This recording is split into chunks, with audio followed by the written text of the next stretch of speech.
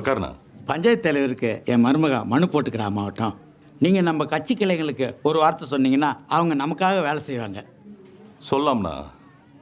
கட்சி நிதியை ஒரு 10 லட்சமும் எலெக்ஷனுக்காக ஒரு 10 லட்சமும் செலவாகுமே. உங்களால் அவ்வளோ காசு செலவு பண்ண முடியுமாண்ணா? மாவட்டம் ஒரு 40 வருஷம் இருக்கும். 10 மைல் நடந்தே போய் அப்போ ஒன்றிய செயலாளராக இருந்த உங்கள் அப்பா கிட்ட நான் கட்சியில் சேரணும்னு சொன்னேன். அவரும் சிரிச்சுக்கின்னு நம்ம கட்சி துண்டை என் தோளில் போட்டார். அன்னைக்கு கட்சியில் சேர்ந்தவன் தான் இன்னைக்கு வரைக்கும் கட்சிக்காக உழைக்கிறேன். அதை நினச்சி நீயாவது ஆதரவு கொடுப்பா. நல்ல சிவண்ணா, நான் உங்களை மதிக்கிறேண்ணா. இந்த சீட்டில் நீங்கள் இருந்தாலும் நீங்களும் இதுதான் செய்வீங்க.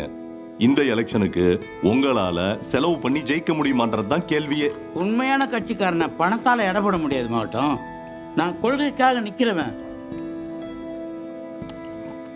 கொள்கையெல்லாம் இங்கே முக்கியம் தானே. ஆனால் அதை விட முக்கியம் ஜெயிக்கணும். காசு செலவு பண்ணாதான் இங்கே ஜெயிக்க முடியும்னு ஆயிடுச்சு. ஜனங்களும் அப்படி மாறிட்டாங்களேண்ணா. அப்போனா எனக்கு ஆதரவு இல்லைன்னு சொல்ல வர, அப்படி தானே? ஆனால் ஜெயிச்சு பதவியில் இருந்தால் தான் கட்சிக்காரங்களுக்கே ஏதாவது செய்ய முடியும்.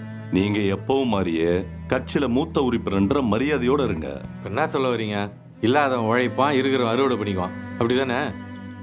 ராசு பாப்பா இரு ராசு. பாப்பா, எனக்கு ஒரே ஒரு கோரிக்கை தான் மாவட்டம். நாளைக்கே நான் செத்துட்டேன்னா எங்கே இருந்தாலும் வந்து கட்சி கொடியை உடம்புல போற்றி மரியாதை பண்ணிவிடுங்க. அது போதும். அண்ணா, என்னன்னா பெரிய பெரிய வார்த்தைலாம் பேசிக்கிங்க? நீங்க எல்லாம் தானே கட்சிக்கு தூண. வர மாவட்டம்.